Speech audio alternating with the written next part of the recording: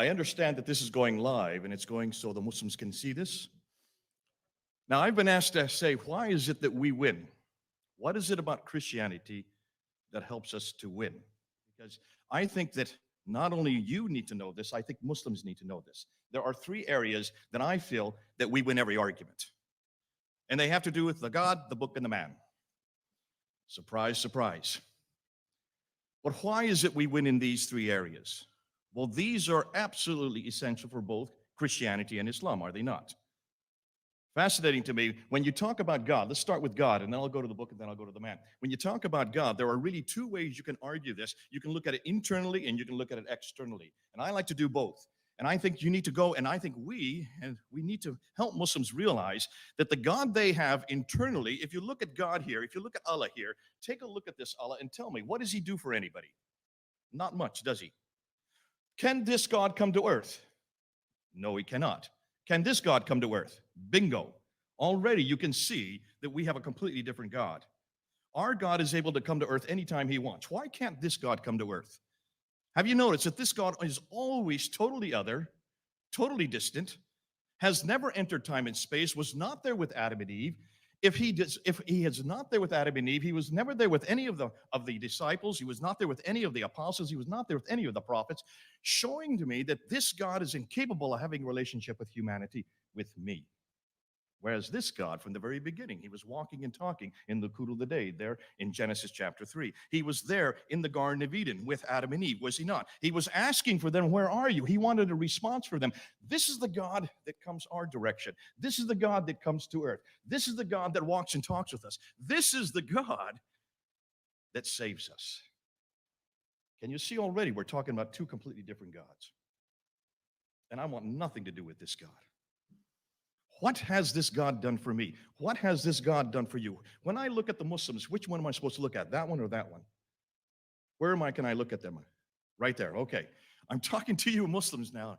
You have not convinced me in 38 years of working with you that you have a God that's attractive. Your God is deceitful. Your God changes his mind. Show me where God of the Bible has ever been deceitful. And in 38 years, you've never been able to respond to me. But everything that I read about this God, look and see what he did 2,000 years ago, because this God entered time and space. Our God, his name is Yahweh. That's the name that he was given. That was given by God to Moses when he asked for that name. What's the name of your God? Allah. The God. Generic. That is not a name. That is a title, folks. Can you imagine if I was the ambassador for coming to the Queen's, going to Buckingham Palace, introducing myself as the new ambassador, and I didn't even know his name. And I say, I am the ambassador for the President of the United States. And she says, well, which president do you represent? And you say, well, I don't know. I don't know his name, but I know I'm his ambassador. What kind of ambassador would I be if I don't even know my president's name?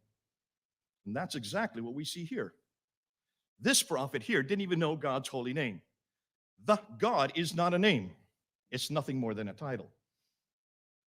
Now, that's the internal critique. Let's look at the external critique. If you want to look at that name externally, looking at it historically, take a look and see where that name comes from. It doesn't even come from our scriptures because it comes from the Nabatean God. Ilaha is the name that we're looking for. And when you look at Ilaha, you will see that that is the generic title for Dushara, who is the God, the supreme God of the Nabateans. Wait a minute, Nabateans, that's way up north again. Remember last night I talked about the north-south divide? That's the Nabatean God, Ilaha, who is the generic name for Dushara.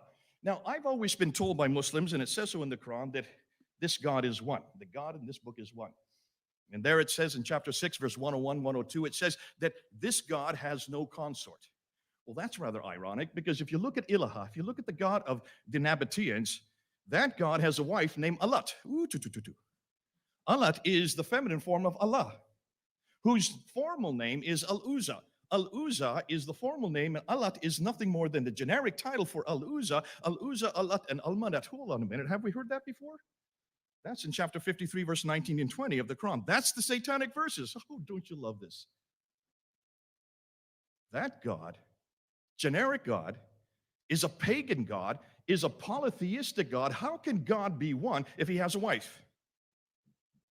They've got the wrong God. They've got the wrong name. Coming and going, whether you're going to look at him internally or whether you're going to look at him externally, that God is not this God. And that's why I love my God. Let's go now to Revelation, the book. Well, you can see right now, you can do two different, let's do the same thing. Let's do an internal critique of these two books. Well, first of all, let's do an internal critique of this book. Internally speaking, when you look at this book and when you look at just what it says, oh, it is ponderous. If you want to have a book that puts you to sleep, read this before you go to bed. Please don't. I would rather you read this one if it's the last thing you remember, because this book doesn't have any stories that are complete. I lied. There is one story. There is one story, the story of Joseph there in chapter 12. Other than that, stories don't begin, stories don't end. They go all over the place. You're supposed to have known what the story's about before you even get into it. It assumes that you have an awful lot of background. That's not a book for me, folks. It's nothing like this book. This book, every story begins, every story ends, one follows the other. You can read it in any language. In fact, that's why we translate it into every language. Have you noticed? So the 93% of the world's population now have this book in their mother tongue. And when you go to this book and say, let's see if we can translate it, they say, no, it cannot be translated. It's the interpretation of the meaning of the noble Qur'an. This cannot be translated because Allah's holy language, Arabic, is untranslatable, which suggests to me then that Allah only speaks one language, whereas my God speaks every language. This revelation is for everyone, and this is only for the Arabs. Bingo. Be careful, Muslims, what you claim for your revelation. But when you look at the Quran and you start looking into it and you start unpacking it a bit, there are a number of areas that you can really zero in on. Look at the contradictions. There's over 225 contradictions that I have been able to find with help for my team. We've got it on our paper there, and I have yet to see Muslims that can respond to those contradictions. I remember I did a debate with Dr. Shabat Ali way back in 1998. In the middle of the debate, he handed me a pamphlet, 101 clear contradictions of the Bible. He said, I want you to answer every one of these. I said, well, not right now in this debate. If you give me about a year, I'll go ahead and do it. And I went back, took another year. Next year, and I think it was 1990, that was in 1997. In 1998, we had a second debate at Leicester University, and I handed him back the same pamphlet, 101 cleared up contradictions of the Bible. What he had done, or his team had done, they had looked at all these seeming contradictions all the way through the Bible, and they'd come up with what they thought were historical anachronisms, they thought were scientific errors, they thought were contradictions. They hadn't even many times read the next verse. They didn't understand the context, and they certainly didn't understand Hebrew. Every one of those contradictions we cleared up, and that was 1998. I have yet to hear from Shabat Ali what he's going to do with them. What about the 225 contradictions in the Quran? What about the historical anachronisms? We have a whole litany of historical anachronisms. What about the scientific errors? Boy, wait till we get on that. I don't have time. I'm only given a half an hour. I could go through a whole list of historical and scientific errors of the Quran that Muslims are not able to answer today. But probably the two best things as far as the internal critique of the Quran are women and violence. If you want to stick to two areas, Muslims, you have a real problem when you come to this book, because look what this book does to women. In chapter 4, verse 3, where it says a man can have up to 4 wives. Can a wife have up to 4 husbands? No. Listen, I don't want 4 wives. I've got one mother-in-law. Boy, she's great. I don't want any more. A few verses later on, in verse 11, it says that a man, when he dies, the son gets twice the inheritance of the sister. So in marriage, there's inequality. In death, there's inequality. In the same chapter, in verse 24 of the same chapter, chapter 4, it says that a man can have as many as his women as his right hand possesseth. That means slaves of war. These are concubines. And then it talks about mutta marriages, that when a man is traveling or when he is moving from one place to another, he can give a woman her mahir. That means her price. That's prostitution. Right there in verse 24. In verse 34, 10 verses later, it says that a man protects his wife, and to those women who stand against their husband, admonish them first. If that doesn't work, throw them from the bed. If that doesn't work, beat them. Daraba, scourge them. I'm glad I don't follow this book. And my wife is so happy I don't read this book. We do not beat our wives.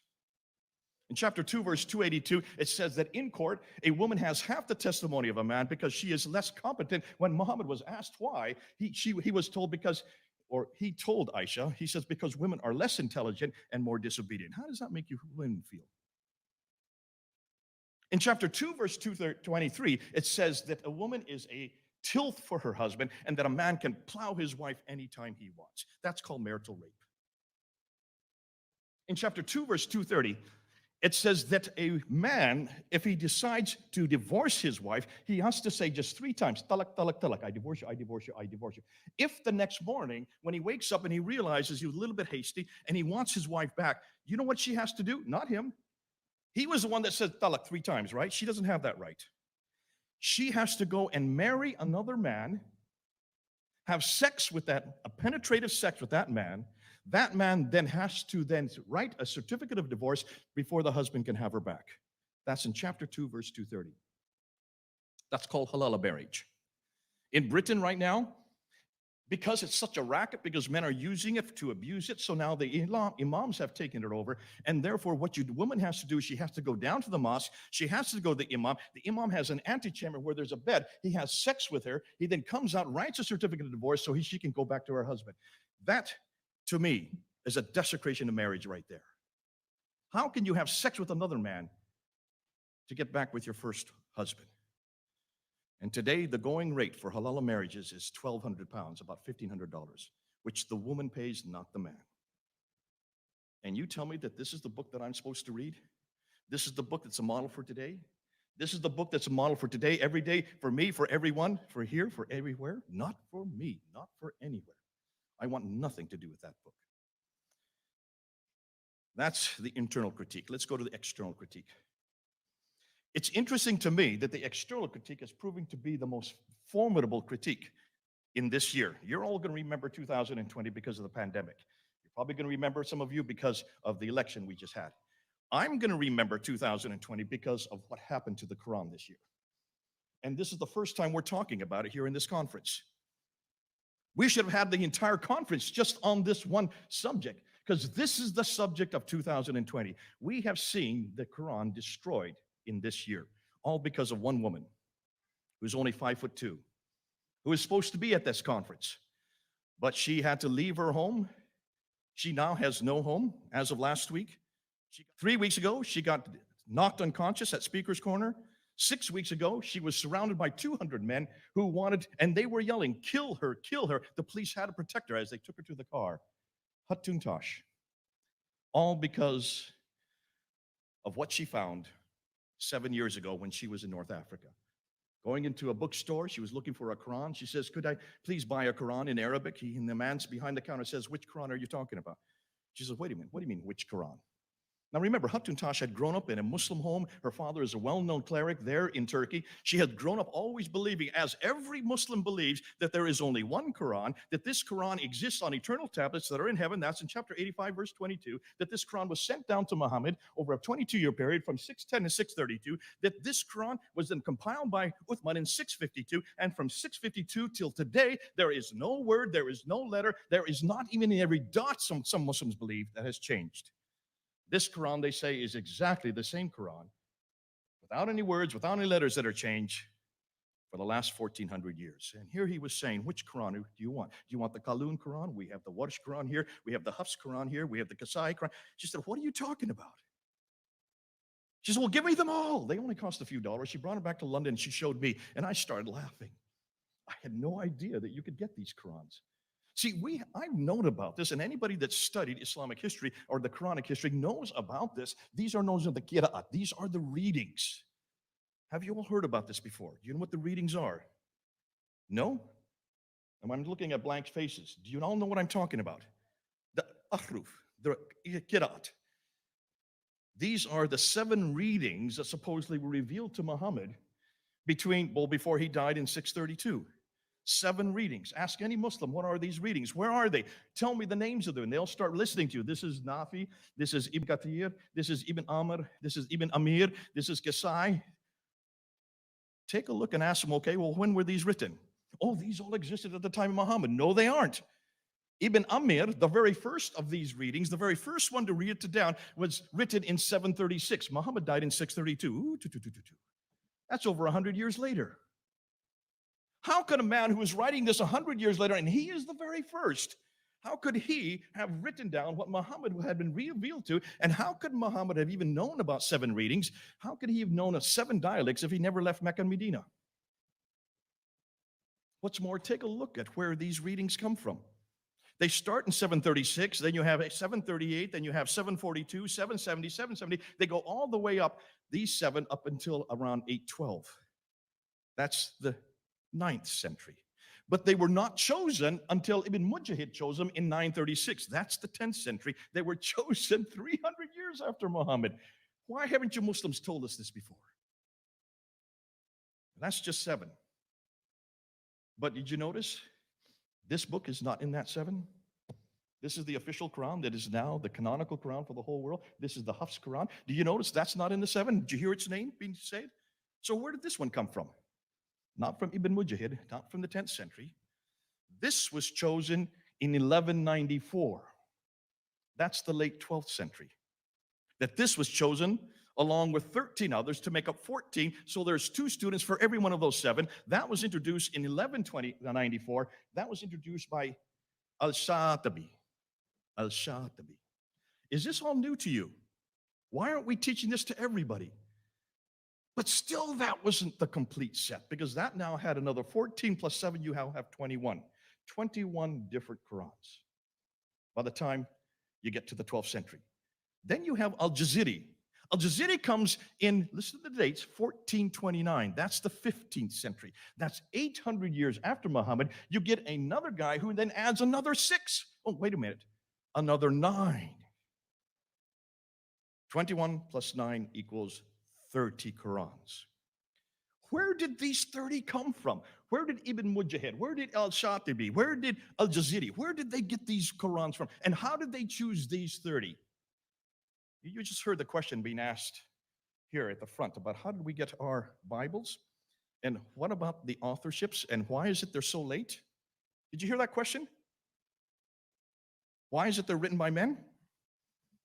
Take a look at these 30 different men. Every one of these 30 Qurans have different names. These are men's names. These are men who wrote those Qurans. These are men that actually wrote different Qurans, and not one of them is the same. They start to appear in 736, and they go all the way up until 912. That's the 8th, the 9th, and the 10th century. For 200 years. But guess how many of these 30 were chosen? Why is it they had to choose 30? They had to choose 30 because there were as many as 700 different Qurans. 700 different Qurans to choose from. How many of you have heard this before? It's all come out since June. It's all coming out because of Dr. Shadi Nasser at Harvard University, who is finally blowing this all open. Dr. Shadi Nasser is now writing this all up, and the Muslims are scared to death. His book just came out last week. You need to buy it. Dr. Shadi Nasser has his doctorate in the Qur'an. He has been going around looking at all the traditions, and finally he's exposing it in English so the whole world can see it, and that's why we're putting it up on YouTube.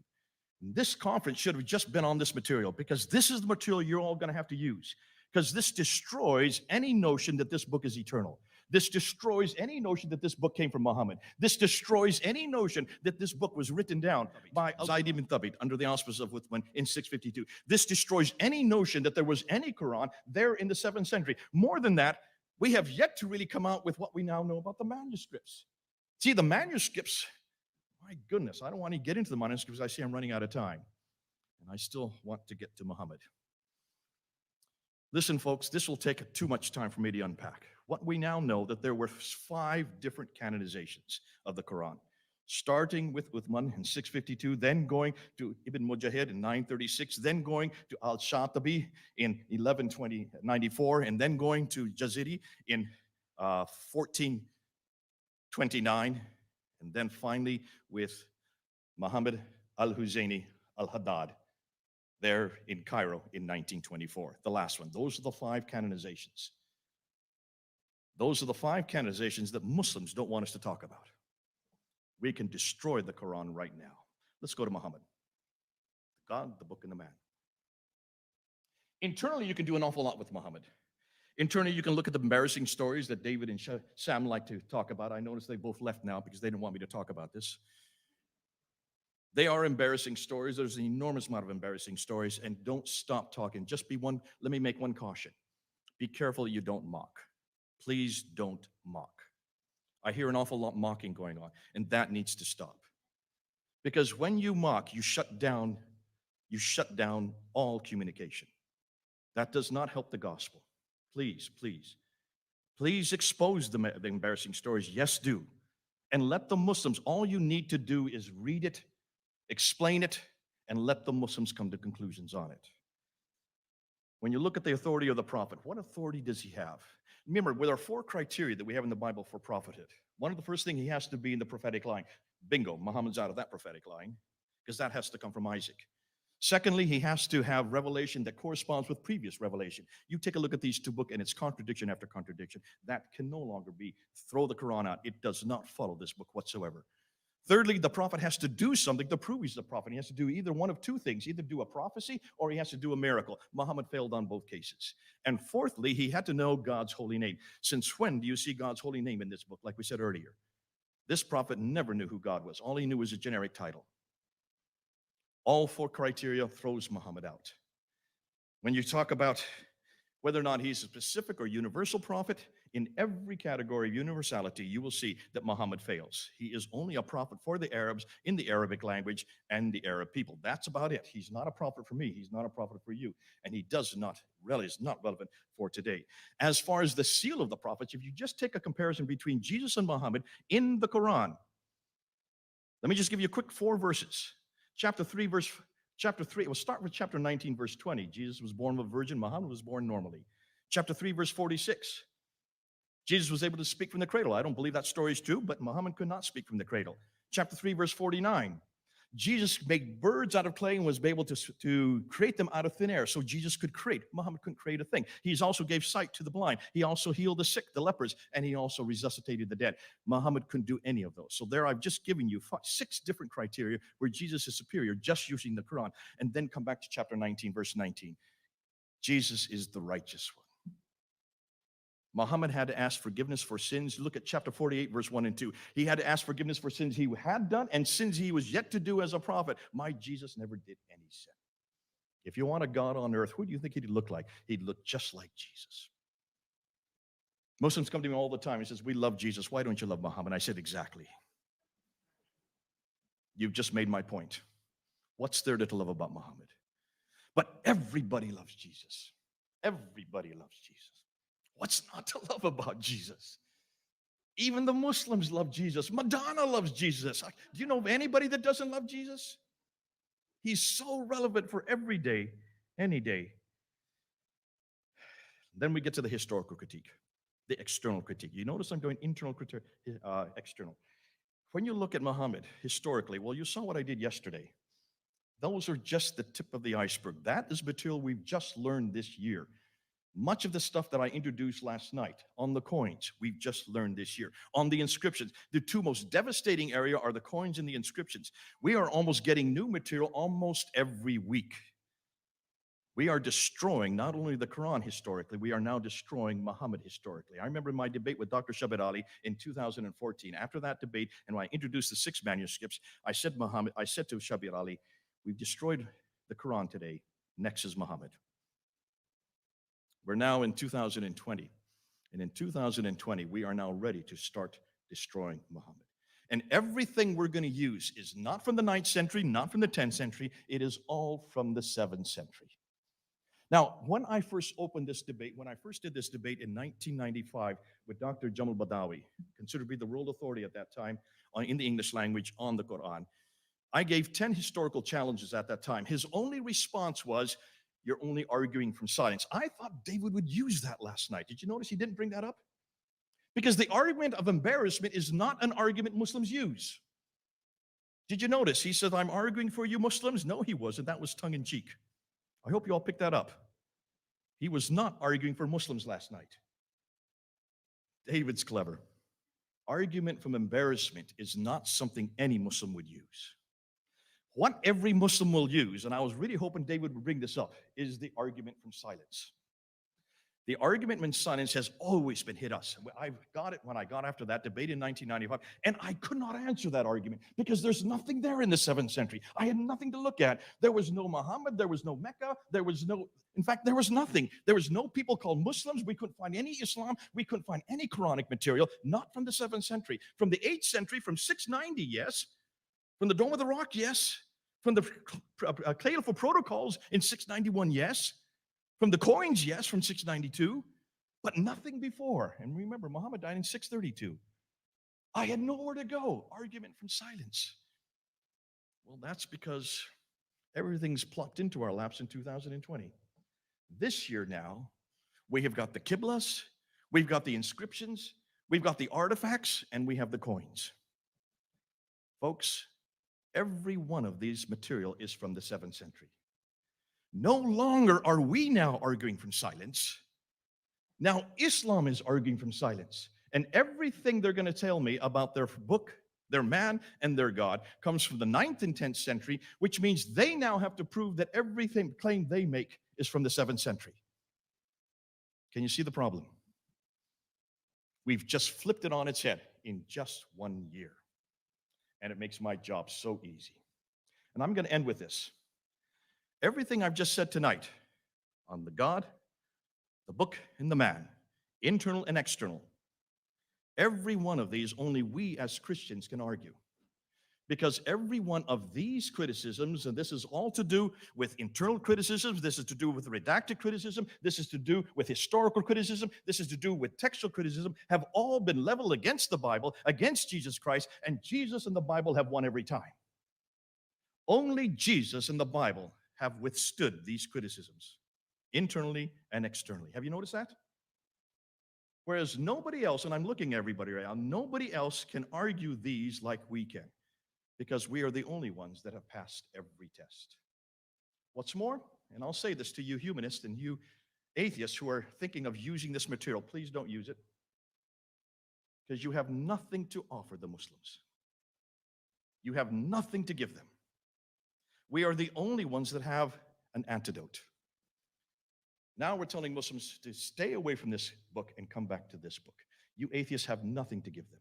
Please don't, because I don't want to lose these Muslims. They love God, and I love God. They love revelation, and I love revelation. They love Jesus Christ. They've just got the wrong God. They've got the wrong book, and they've got the wrong Jesus. Come on home, Muslims.